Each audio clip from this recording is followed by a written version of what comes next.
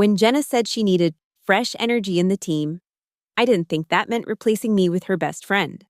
But what Jenna didn't know was that I'm far better at networking than she ever was, especially with her best friend. Sometimes the best revenge isn't destroying someone directly, it's helping their replacement find a better opportunity elsewhere and watching the whole house of cards collapse. My name is Emily Carter, and until 3 months ago, I thought I had everything figured out. At 38, I was the strategic communications lead at Bright Grove Media, one of Denver's most respected creative agencies. My team had just landed the Morrison Industries account, a 7-figure contract that would keep us busy for the next 2 years. The victory email I'd sent to the entire company was still sitting in my sent folder, time-stamped just 2 weeks before everything went to hell. Jenna Maddox had been more than just my direct supervisor. Over the 4 years we'd worked together, she'd become something I rarely allowed in my professional life. A friend. We'd grab drinks after particularly brutal client meetings, text each other memes about workplace disasters, and cover for each other when life got messy. When her divorce finalized last year, I was the one who helped her move into her new apartment. When I needed someone to watch my cat during my mother's surgery, she volunteered without hesitation.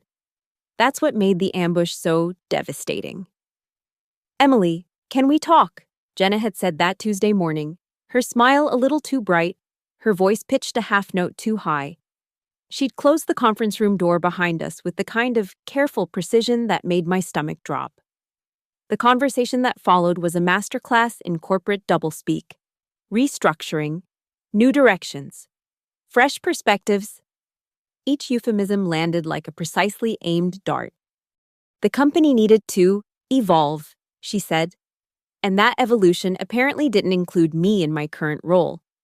Oh, I wasn't being fired. That would be too crude, too actionable.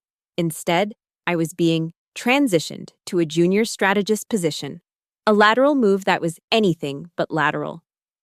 "I know this is difficult," Jenna had said, her manicured nails tapping against her iPad. "But I really think you'll thrive in a role with less pressure. And don't worry. I found someone amazing to lead the team.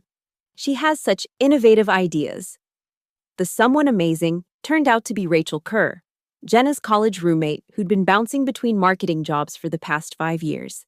Her LinkedIn profile was a patchwork of 6-month stints and vague job descriptions. But she had something I didn't: a decade-old friendship with my boss and a willingness to text Jenna at all hours about her brilliant visions for digital strategy. I'd met Rachel at Jenna's birthday party 6 months earlier. She'd spent most of the evening cornering people to pitch her revolutionary ideas about influencer marketing, concepts that were already outdated when I'd started in the industry. But Jenna had hung on every word, nodding enthusiastically while refilling Rachel's wine glass.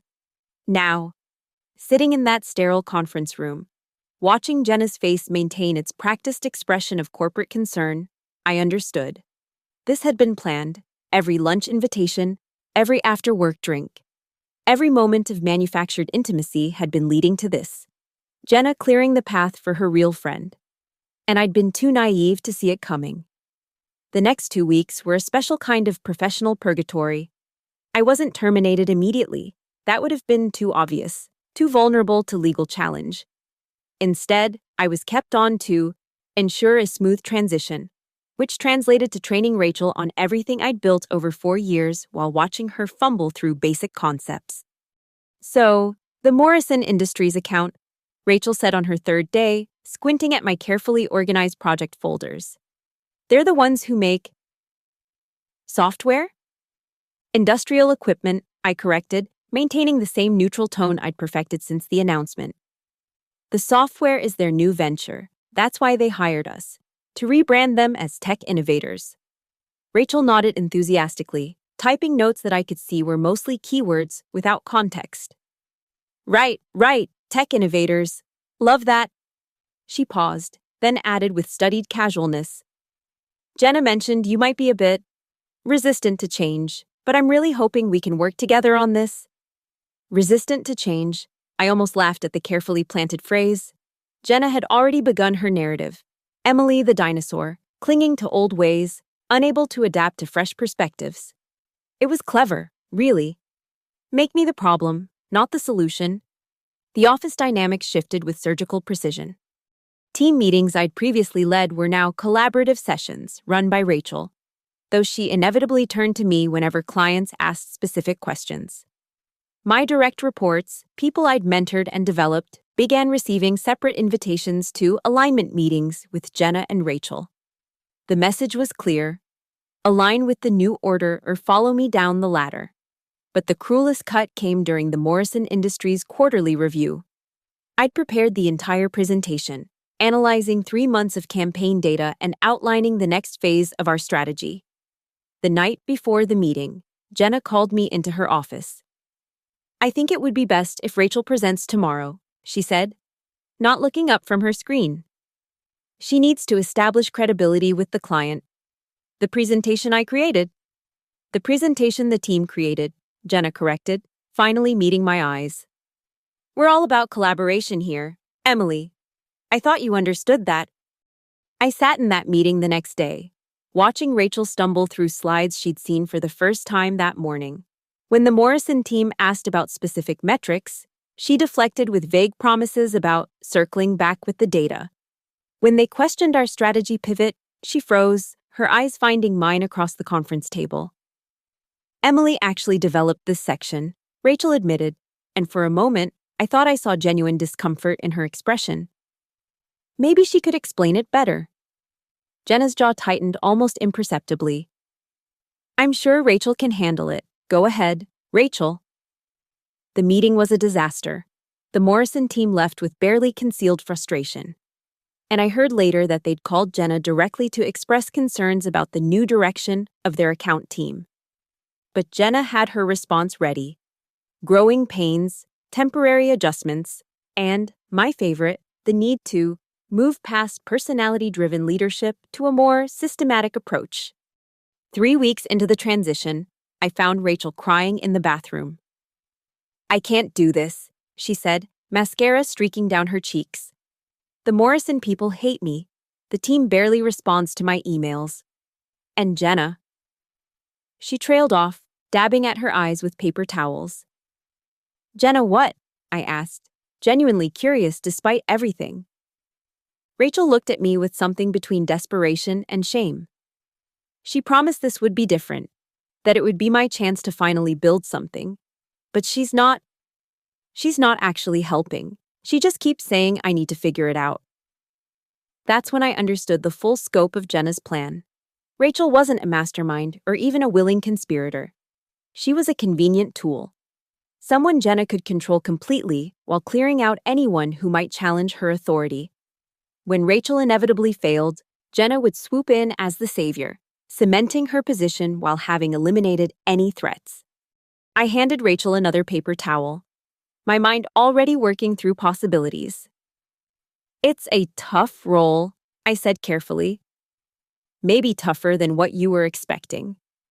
"I wasn't even looking for a new job," Rachel admitted.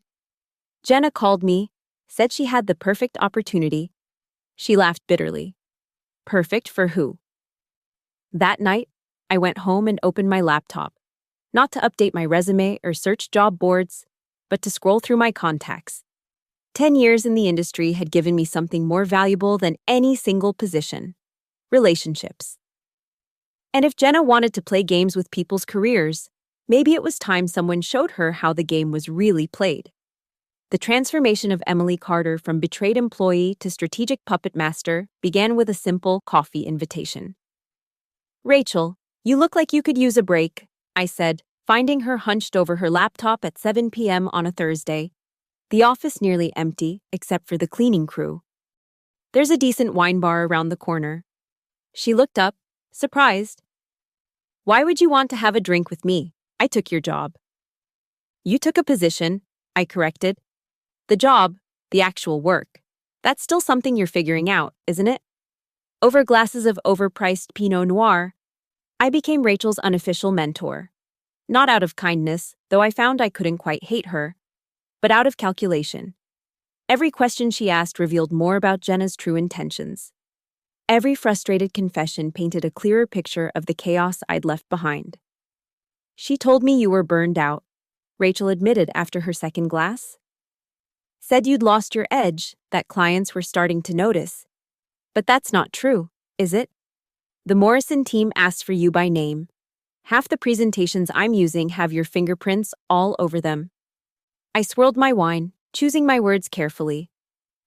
Jenna sees what she needs to see.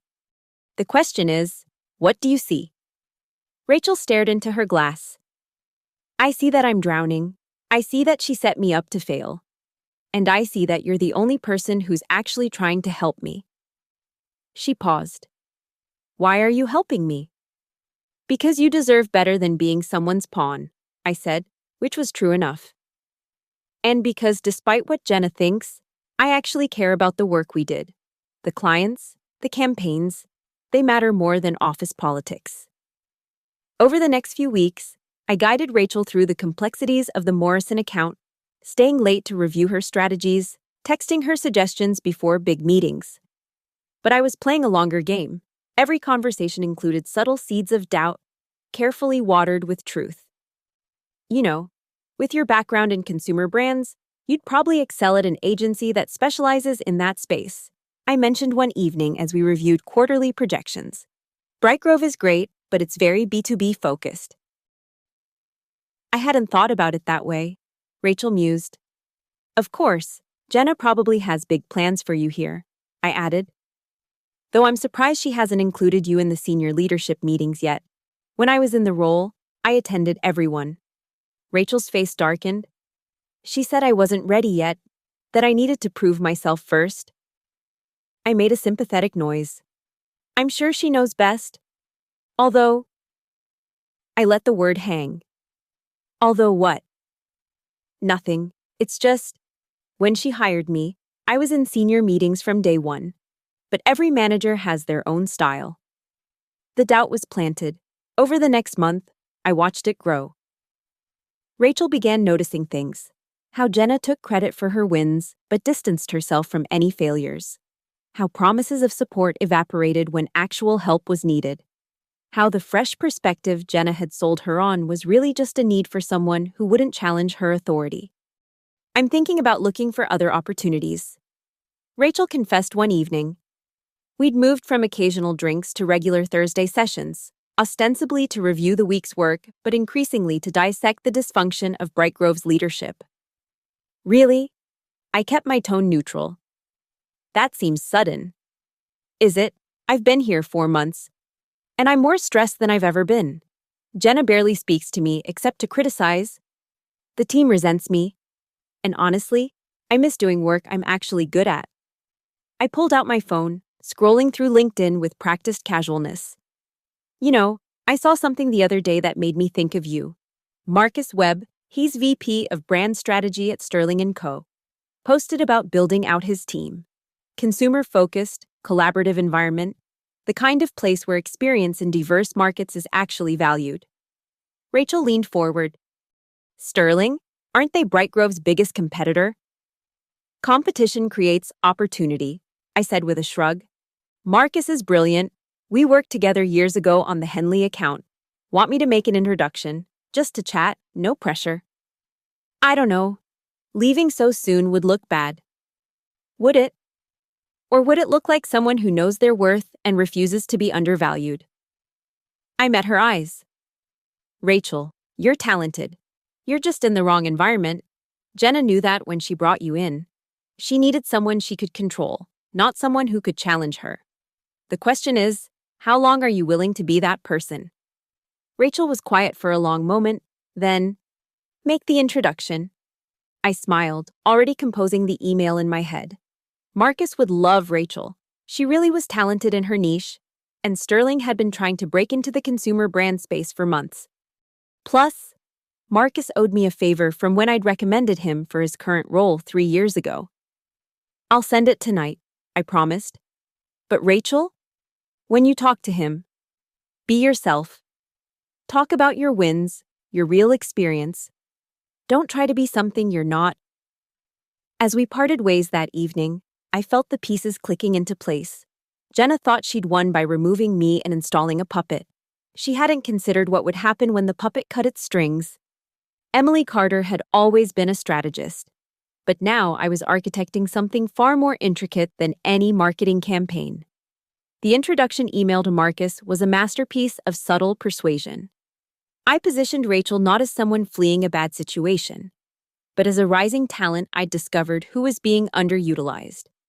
I mentioned her consumer brand experience, her innovative ideas that were, perhaps too forward-thinking for Bright Grove's traditional B2B model, and, the coup de grace, how she'd managed to maintain the Morrison account despite significant internal challenges.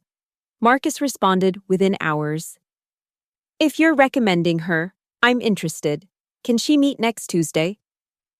Rachel was nervous when I told her. "What if Jenna finds out?" "Finds out what? That you're networking? That's not a crime." "Rachel, it's career development."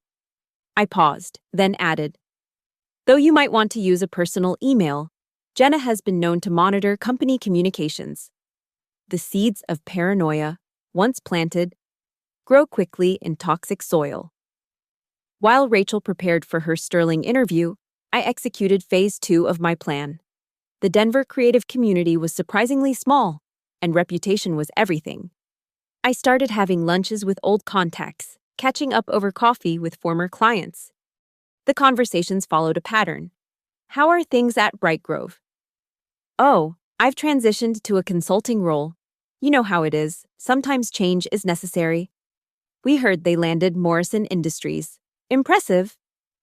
"Yes, though I worry about retention. The new team lead is finding her footing. Jenna's managing the situation, but client satisfaction scores have been concerning." I never lied. I simply shared truths in ways that invited specific conclusions. Within 2 weeks, whispers were circulating. Bright Grove was in flux. The Morrison account was vulnerable, and Jenna Maddox was struggling to maintain control. The Thursday after Rachel's interview, she was glowing.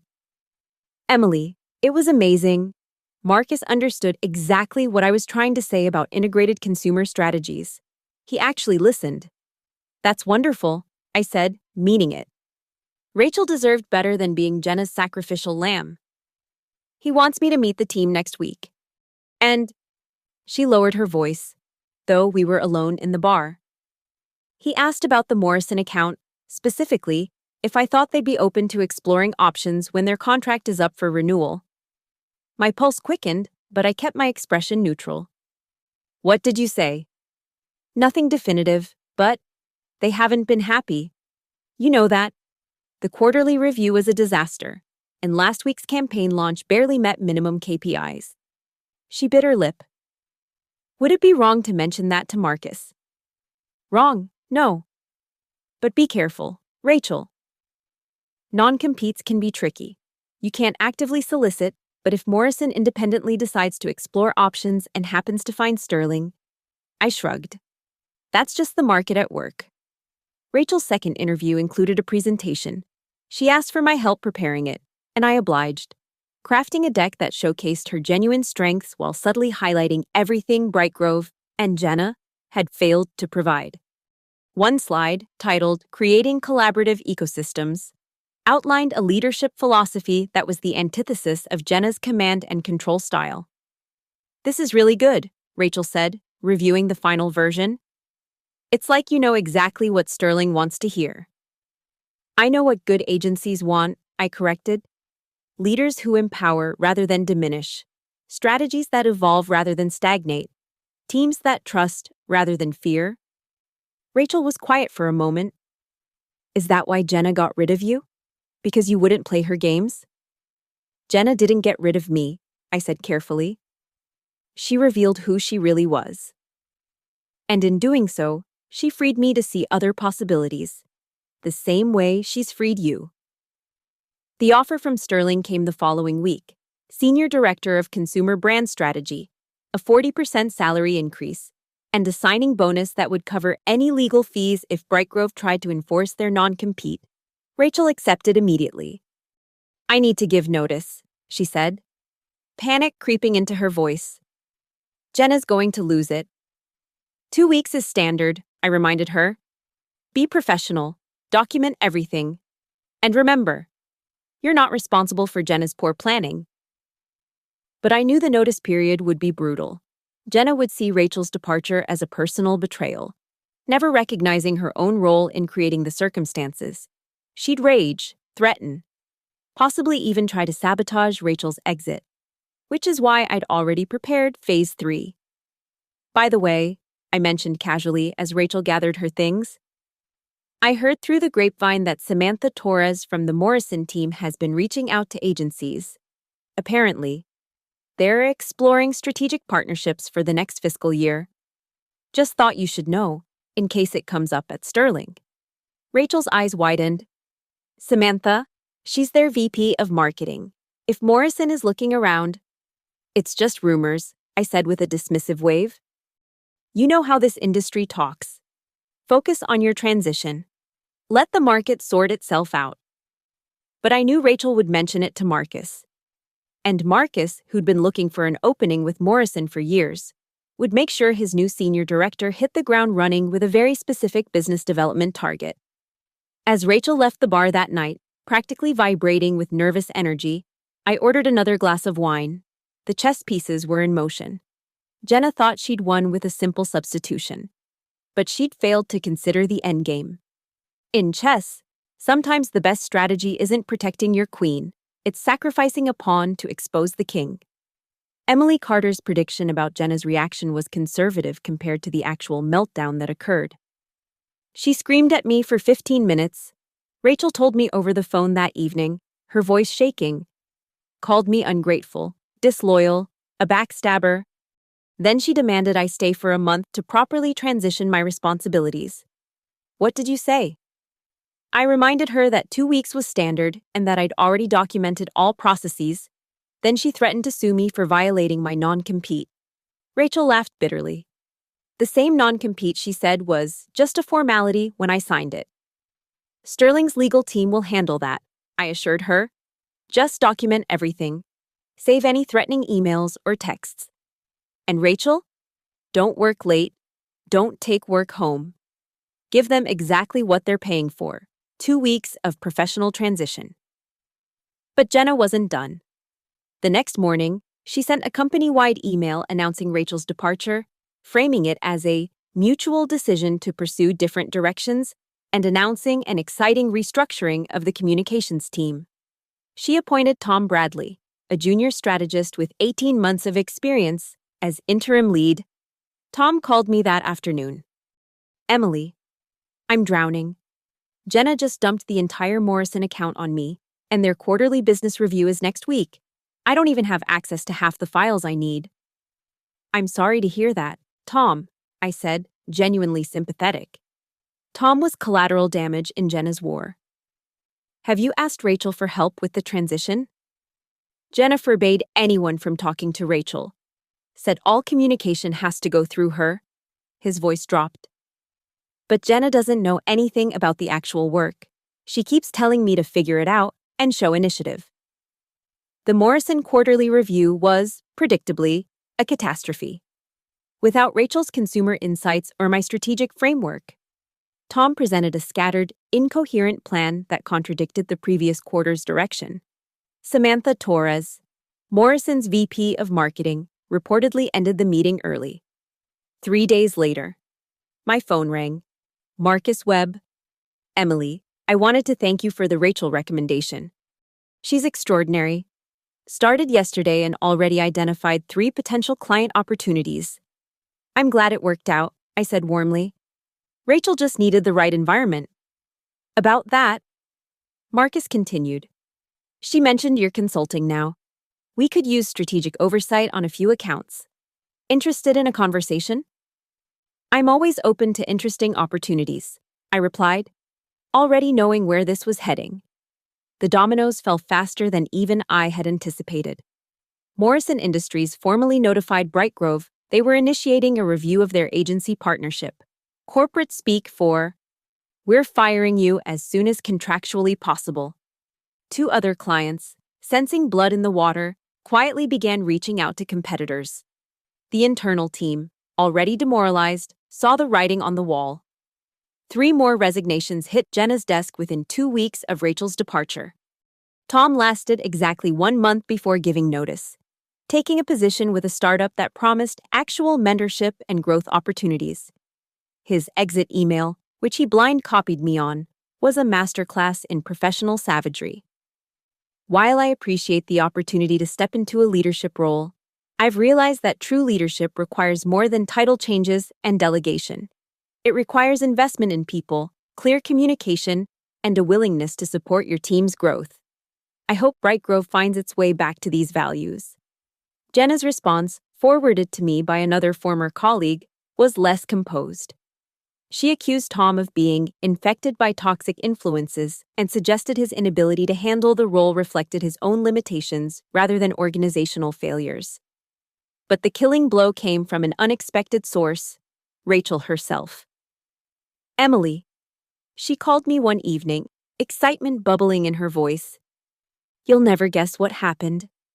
Morrison reached out to Marcus directly. They want Sterling to pitch for their account. That's wonderful news for Sterling, I said carefully. Here's the thing. They specifically asked if I'd be on the pitch team. Samantha Torres remembered me from those disaster meetings and said she was impressed by my consumer insights. Even if the overall strategy was lacking, she paused. They want to see what I could do with proper support. I smiled, pouring myself a glass of wine. You should be proud, Rachel. That's entirely your achievement. Is it, though? Her voice softened. Emily, I'm not stupid. I know you orchestrated this somehow. The introduction to Marcus, the coaching, even mentioning that Morrison was looking around. You could have let me fail. Hell, you should have wanted me to fail. But instead, I recognized that you were as much a victim of Jenna's manipulation as I was. I finished. You didn't deserve to be collateral damage in her power games. So you turned me into a weapon instead? I considered the accusation. No. Rachel, I gave you options. What you did with them was entirely your choice. You chose to leave. You chose to excel at Sterling. And if Morrison chooses Sterling, it will be because you and your team earned it. There was a long pause. Jenna's going to be destroyed if we win Morrison? Yes. I agreed simply. She will. Good, Rachel said. And there was steel in her voice that hadn't been there 6 months ago. She deserves everything that's coming. As we ended the call, I reflected on the irony. Jenna had brought Rachel in as a malleable replacement, someone she could control. Instead, she'd created her own professional executioner. And the best part? Jenna would never see it coming. She'd blame me, blame Rachel, blame Morrison, blame everyone except the person whose actions had set everything in motion, herself. Emily Carter received the news about Sterling winning the Morrison account while sitting in a coffee shop in downtown Denver. Reviewing a proposal for my new consultancy client, Marcus called personally. We got it. Morrison signed with us this morning. 3-year contract, expanded scope, including their entire product portfolio. He paused. Rachel killed it in the pitch. She understood their market position better than they did themselves. Congratulations, I said, meaning it. You've built something special at Sterling. We'd like you to be part of it, Marcus continued. Strategic consultant role. Work with Rachel on the Morrison transition. Interested? Send me the details, I replied, already knowing I'd accept. Not for revenge, that game was already won. But because it was good business, and I'd learned to separate emotion from opportunity. The news of losing Morrison hit Bright Grove like a tsunami. The company-wide email from the CEO was a masterpiece of corporate denial, talking about new directions and strategic refocusing while glossing over the loss of 30% of their revenue. But the internal stories leaked quickly. Jenna had apparently broken down in the executive meeting when the loss was announced. She'd ranted about sabotage and coordinated attacks, even suggesting that I had somehow orchestrated the whole thing from outside the company. The CEO, already frustrated by months of client complaints and team turnover, had asked for her resignation on the spot. She'd refused. What followed was a 2-week corporate deathmatch. Jenna, convinced she was being scapegoated, fought back with everything she had. She compiled evidence of my supposed interference, created PowerPoints showing how the problems predated her decisions, even suggested that Rachel had been a corporate spy from the beginning. The board was not impressed. Her termination came with a whimper, not a bang. Security escort, boxes of personal items, and a non-disclosure agreement that would keep her from publicly discussing the circumstances of her departure. The same playbook she'd used on others, now applied to her. Karma, I reflected, had a certain poetic efficiency. The call from Brightgrove's CEO came 2 days later. "Emily, I hope you'll forgive the direct approach. We need to talk." David Chen, no relation to anyone named Chen in my story, just an unfortunate coincidence of common surnames, had been brought in 6 months ago to revitalize Brightgrove. He'd inherited Jenna's dysfunction and was now dealing with the aftermath. "I appreciate the call, David, but I'm not interested in returning to Brightgrove," I said preemptively. "I'm not calling to offer you a job," he replied. "I'm calling to offer you a contract. We need someone to help us win back Morrison, or at least minimize the damage. Someone who understands the account, the industry, and frankly, what went wrong here." "That's a conflict of interest. I'm consulting with Sterling on the Morrison transition." "I know." His voice was tired. "That's why I'm calling. We can't compete with Sterling for Morrison. That ship has sailed. But we have other clients who are watching this situation closely. We need strategic guidance on how to stop the bleeding." "Why would I help you?" "Because you're a professional. Because you built something valuable at Brightgrove that Jenna nearly destroyed. And because..." He paused, choosing his words carefully. "We're prepared to acknowledge the mistakes that were made and ensure they never happen again." I considered his offer. There was something satisfying about being asked to save the company that had discarded me. But more than that, there were good people still at Brightgrove. People who didn't deserve to suffer for Jenna's hubris. "I'll need complete autonomy," I said finally. "No interference, no politics, and my rate is non-negotiable." "Done." The contract arrived that afternoon. The rate was triple what I'd made as an employee, and the scope was exactly what they needed: a full audit of their client relationships, team structure, and strategic positioning. It would take 3 months, running parallel to my Sterling work. The irony was delicious. I'd spend my mornings helping Sterling maximize the Morrison opportunity and my afternoons helping Brightgrove survive the loss. Playing both sides, but ethically, transparently, with contracts that clearly defined the boundaries. Jenna, meanwhile, had gone dark on social media. Her LinkedIn still listed her as Strategic Communications Director at Brightgrove Media, a digital ghost of a position that no longer existed. Industry contacts reported she'd been interviewing aggressively, but her reputation preceded her. The Denver market had a long memory for leadership failures. 2 months into my dual contracts, I ran into her at a Starbucks downtown. She looked older, tired, her usual polished appearance slightly frayed at the edges. "Emily," she said, her voice flat, "I heard you're working with both Sterling and Brightgrove now." "Consulting," I corrected. "It's been an interesting challenge."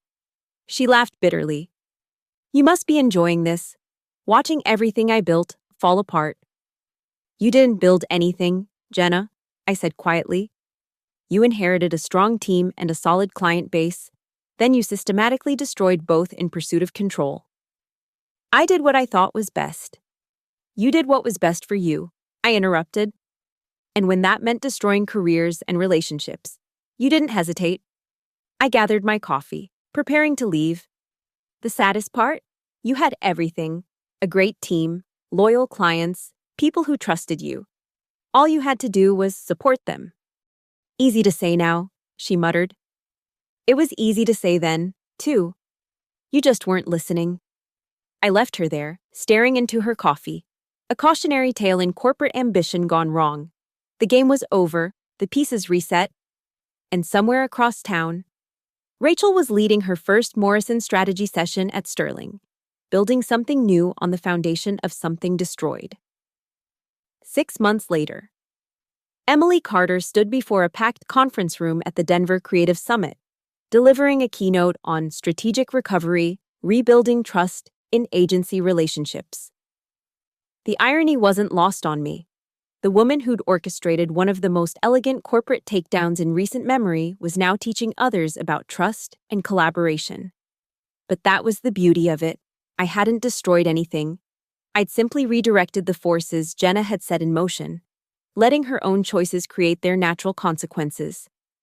The most dangerous leadership mistake, I told the audience, is believing that power comes from control rather than empowerment. When you view your team as threats rather than assets, you create a self-fulfilling prophecy of failure. In the front row, Rachel sat taking notes. Now Sterling's youngest VP after the Morrison account exceeded all projections under her leadership. She'd invited me to dinner the night before, where she'd shared her own growth. I used to think success meant pleasing everyone above me, she'd said. You taught me it meant delivering value while maintaining integrity. Jenna taught me what happens when you sacrifice the second for the first. Brightgrove had survived, barely.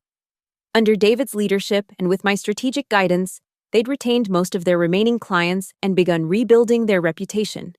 The company was smaller, humbler, but healthier. They'd learned an expensive lesson about the cost of toxic leadership. Tom Bradley, the junior strategist Jenna had thrown to the wolves, was thriving at his startup. He'd sent me a LinkedIn message the week before. Thank you for showing me what real mentorship looks like, even when you didn't owe me anything. As for Jenna, the industry grapevine suggested she'd finally found a position at a small firm in Phoenix, far from Denver's interconnected creative community. A fresh start, perhaps? Or just a new venue for old patterns? Time would tell. Questions? I asked as my presentation concluded. A young strategist raised her hand. How do you know when to stay and fight versus when to leave a toxic situation? I considered my answer carefully. You fight when the organization wants to change. You leave when individuals in power are committed to dysfunction. But sometimes, I smiled.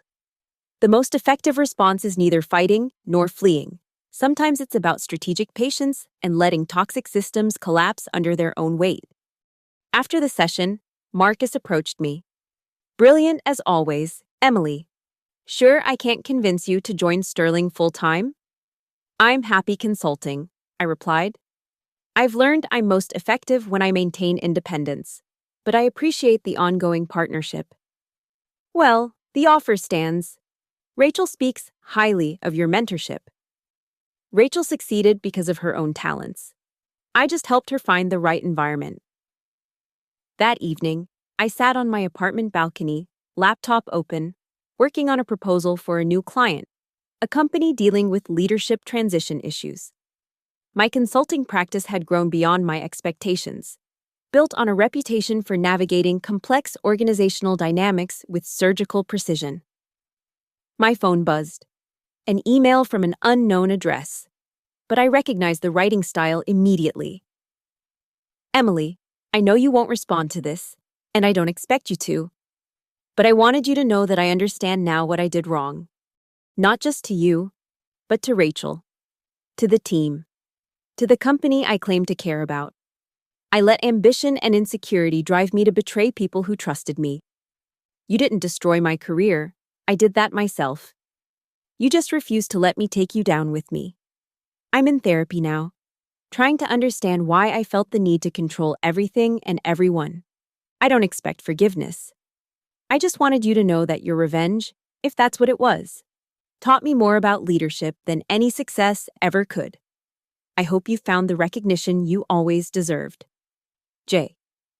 I read it twice, then archived it without responding. Some bridges, once burned, were better left as ashes. But I felt a surprising absence of satisfaction. Revenge, I'd learned, was just another form of attachment to the past. The real victory was in building something new.